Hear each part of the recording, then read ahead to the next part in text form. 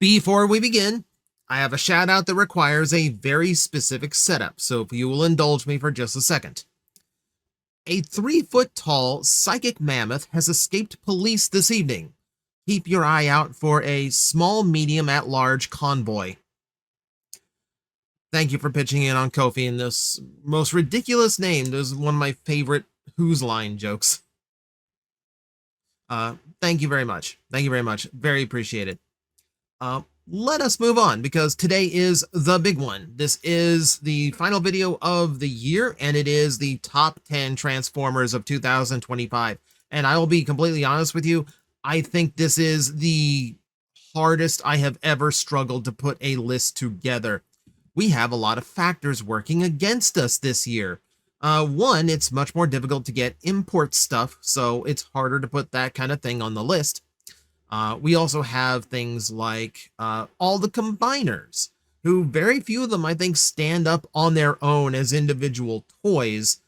They're all designed to work together, and they all kind of suffer for it, meaning a lot of this year's offerings were a little bit underwhelming, but they take up a huge chunk of Studio Series and Age of the Primes.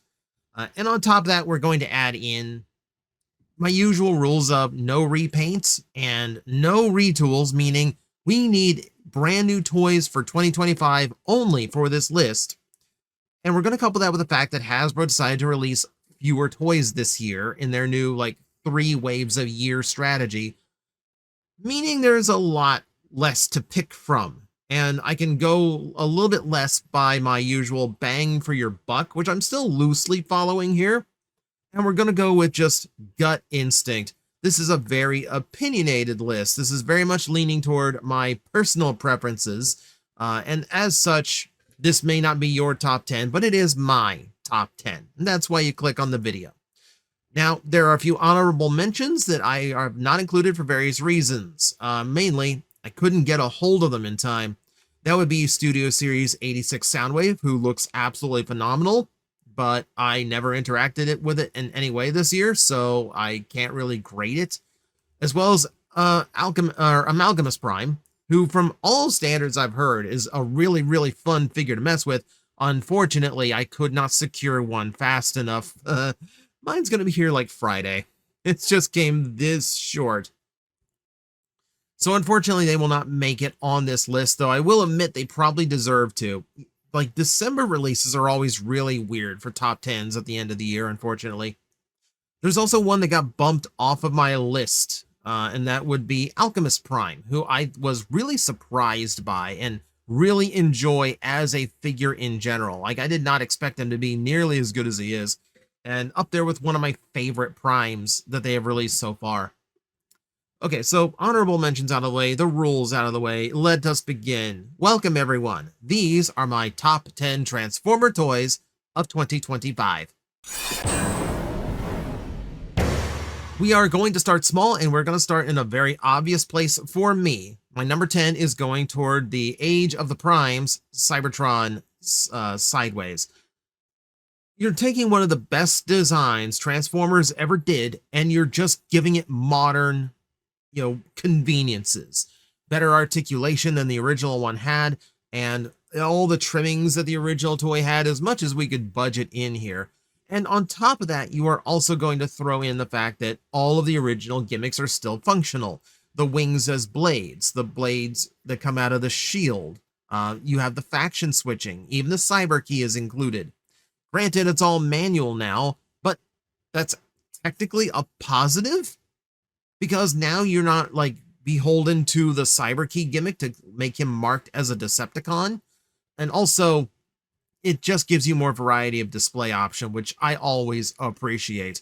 On top of the fact that even the shield is removable now, so if you're one of those that was always bothered by the shield just kind of floating and hanging out and getting in the way during transformation, you can fix that now. So I find him to be just as good as the original with just modern improvements, and that is not a bad thing. I think it is a fantastic toy and absolutely deserves to start the list. My number 9 is one that could be far higher on yours, all depending on what you prioritize as far as gimmickry and as far as just play value goes. But for me, this one balances out itself a little bit more, but it still deserves to be on the list. So this is the Transformers 1 Sentinel Prime. This is a fun toy, like, okay, so it looks really, really good. It's not a vehicle mode we saw in the movie, but, it's the vehicle mode that everyone has agreed that he has, and it makes for a pretty good figure. The only reason it is so low on my list is because converting to jet mode is pretty simplistic. Transformation-wise, he is not all that engaging. What makes him really good is, one, just how nicely accurate he is to his depiction in the movie, but also the variety of display. Because you have that assault mode that he transformed into in the movie built in. And it's been pretty long since we had something like that in a standard Transformer release. Just being able to have him like stock standard Sentinel or guns everywhere. We had to go back to like the Cybertron defense team to get trickery like that. And it's always cool to see them do. So yeah, for all the things that he's capable of, yeah, I kind of wish his transformation was a little bit more interesting. Beyond that, though, makes for an absolutely great toy. My number 8 entry surprised everyone when we got it in hand, and getting it in hand sometimes was the most surprising thing of all. Let us take another look at Deluxe EarthSpark Soundwave, the most infamous toy to get your hands on in all of 2025. This thing was a distribution nightmare, barely making it out to your local Target, as they were the only place still stocking EarthSpark anything. And yeah, this thing swept collectors by storm. This is a fantastic figure. Not only do you have an extremely thin profile flying wing vehicle mode that looks absolutely awesome, you have this incredibly good looking robot mode. He looks phenomenal. Even if you're not an EarthSpark fan, this is a really, really cool looking Soundwave. Add off the fact that the articulation is actually pretty good considering, it's supposed to be in the budget line. It's just one of those toys that is on here because of my bang for your buck, my scale there, because it is so good for what you paid for it. It's surprisingly good. And by far the best toy that EarthSpark ever put out. And that's saying a lot. I like a lot of the EarthSpark toys. There's a bunch I could point to. But Soundwave, oh my god, just absolutely came out of nowhere and just shocked everybody. These days, it is going currently for almost $200 on eBay, which is absurd. I do not think Hasbro is going to see that money and let it go lying. We do have this new generic line coming out to fill up shelves that seems to be just for repaints and reuses of Cyberverse, EarthSpark, etc. Things that didn't get the chance at a repaint. Just like a continuation of that line. I wouldn't be surprised if Soundwave didn't make a return there. So hold on. It is one of the best toys of the year. I genuinely think you're going to get another crack at it. But if you got it,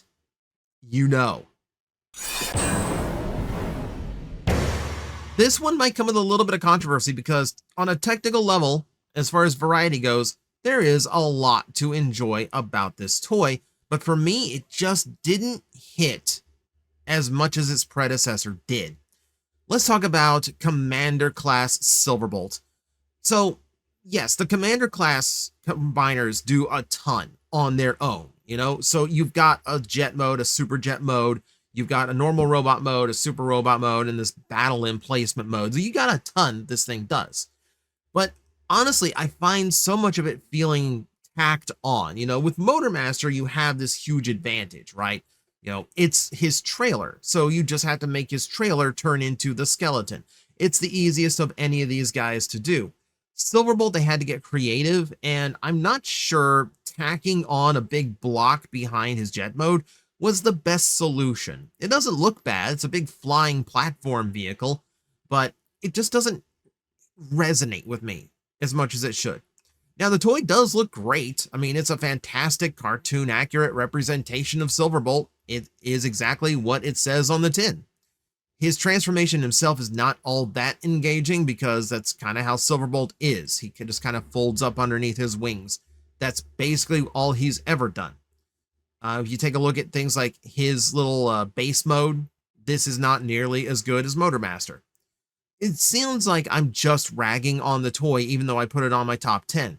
That's because it still provides exactly what it needs to provide. You know, it still gives you a lot of different play varieties. They might not hit me, but they are there, and they are things you can do with the toy.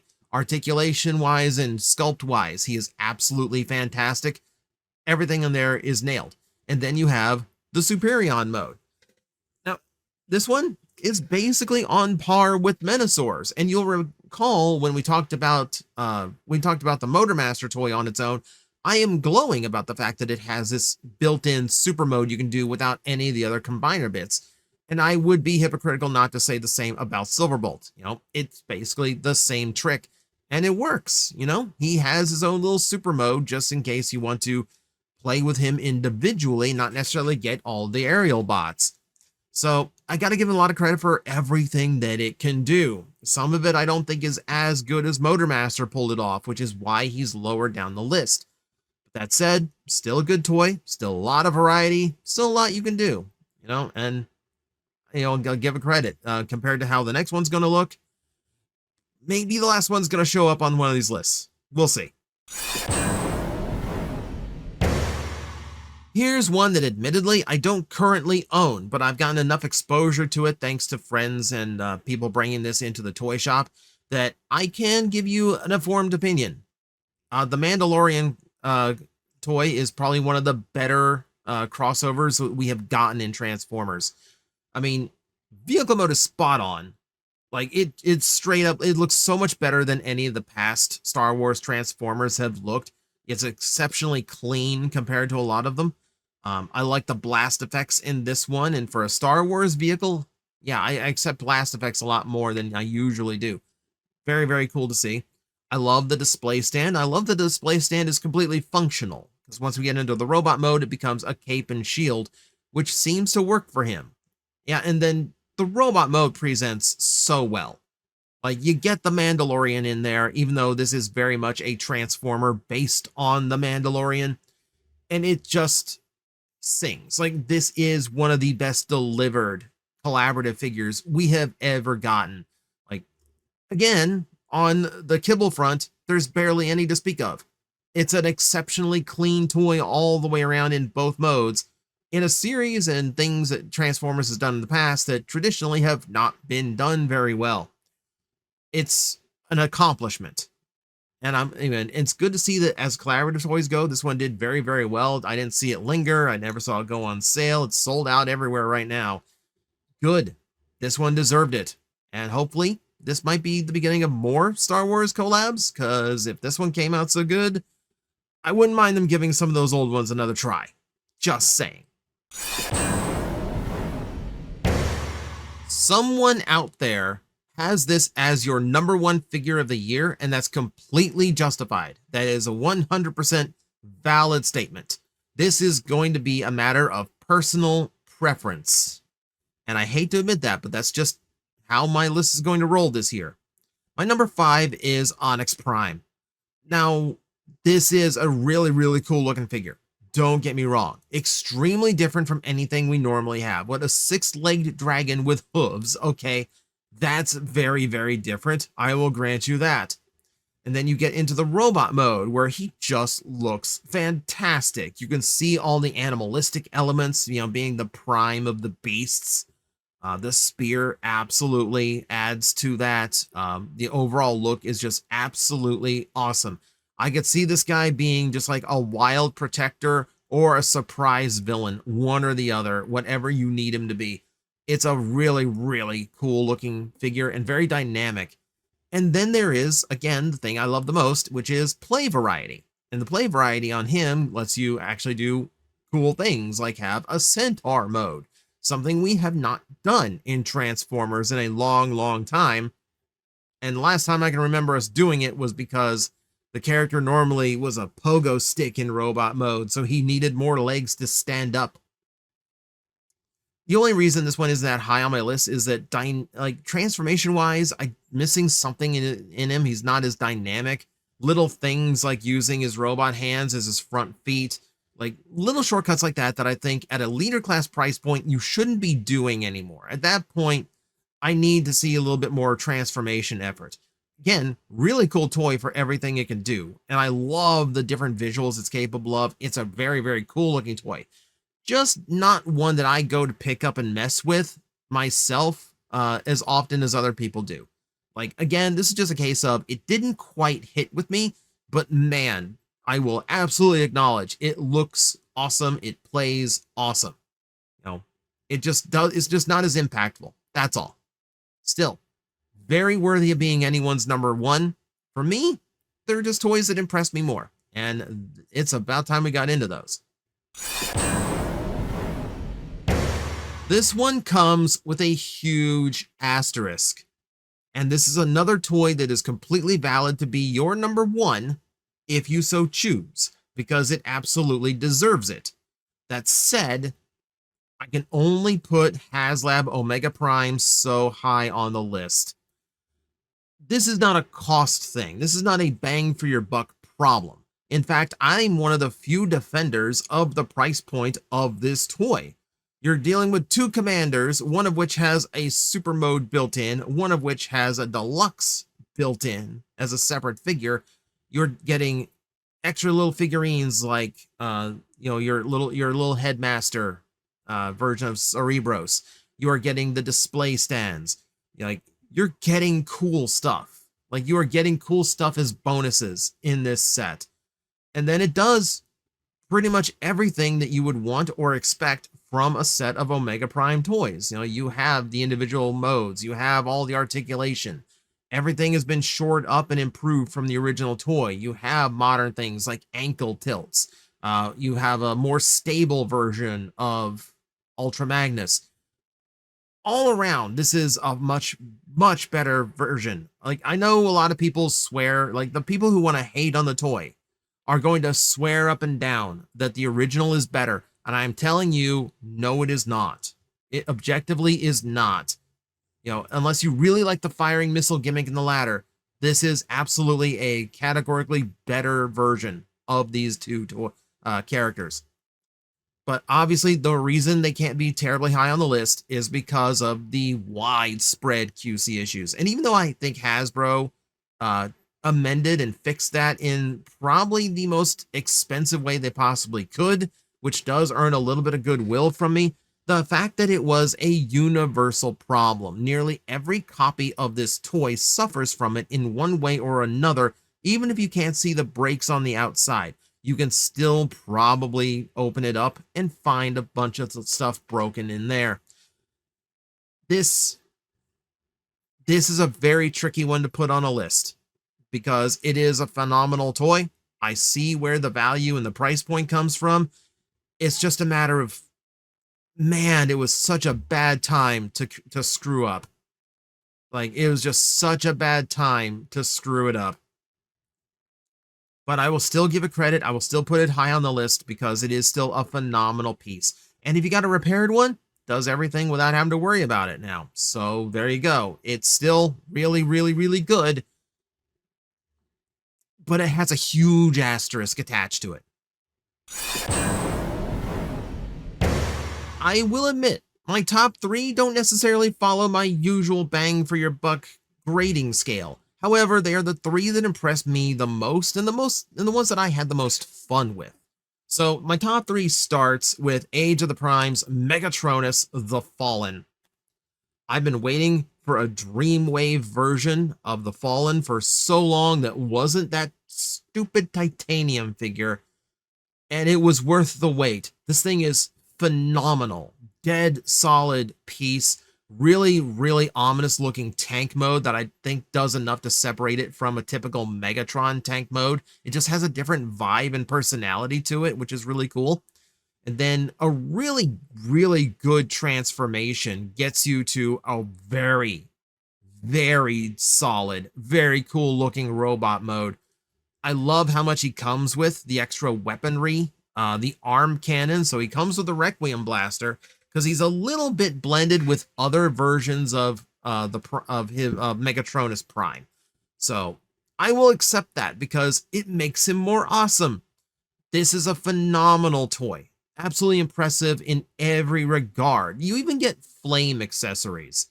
You can even set him on fire if you want to.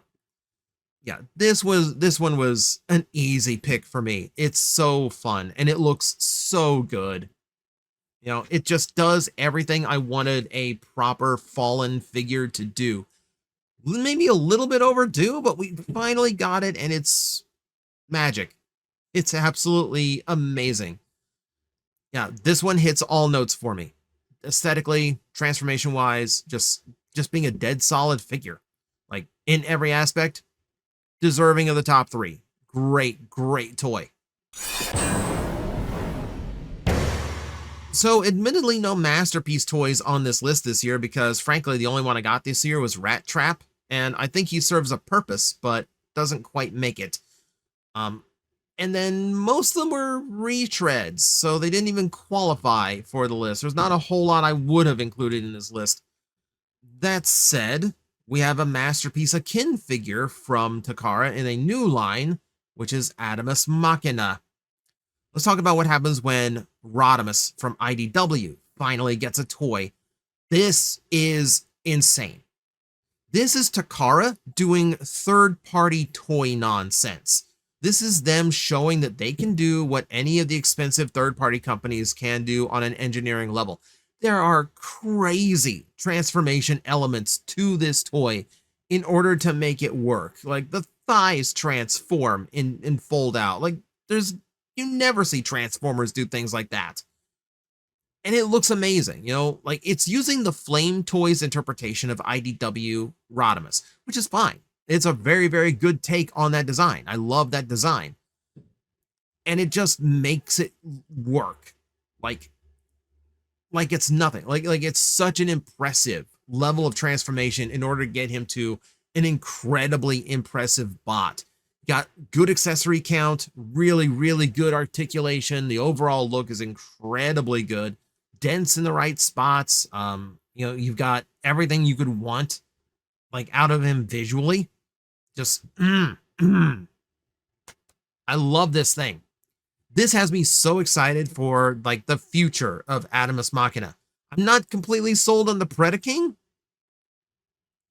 I do think it is worth hotly anticipating, but it's going to be hard to follow this. As a first outing for a brand new toy line, Rodimus is such an impressive display.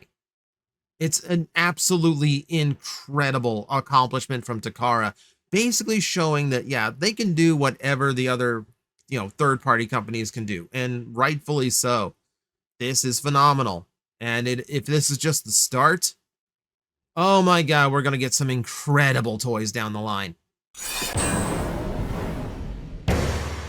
So what is my number 1 toy of the entire year? Well, it's got to be the toy that impressed me the most, the toy I had the most fun with, and the toy that I felt was the most necessary to release all year.